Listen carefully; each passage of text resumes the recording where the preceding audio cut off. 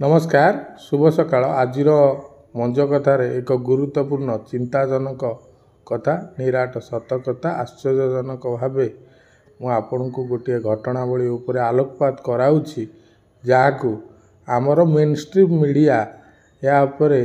news विशेष भाव देखा ना शॉर्टकट न्यूज जमती हेडलाइंस रे प्रकाशित करुच्ची किछि प्रिंट मीडिया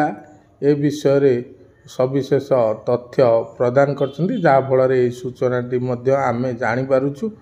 किंतु प्रकृत रे आमर मेन स्ट्रीम मीडिया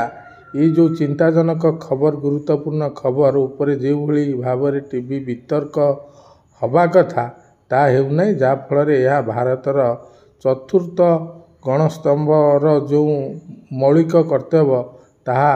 विच्युत होबारे लागिछि जहाँफल भारतर स्थिति धीरे धीरे खराब होगाकू लगी घटना हेउछि जे गत 15 दिन मध्य आम भारतीय वैदेशिक मुद्रा भंडारु $7 मिलियन ह्रास घटी अर्थात $7 मिलियन माने आपण चिंता करंतु आमर भारतीय टंका रे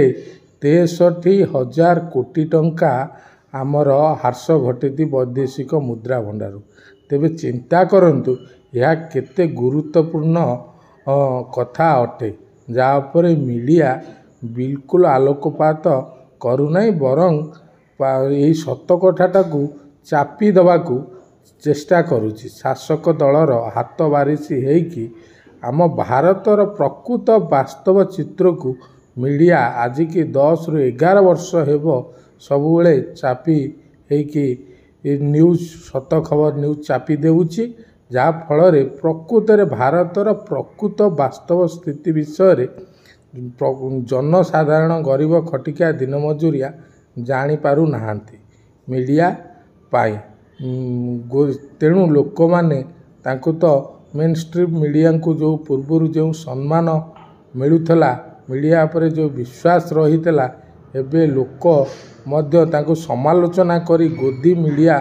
नाम रे परिचित करिछन जहाँ भी हो मेन स्ट्रीम मीडिया को आमर अनुरोध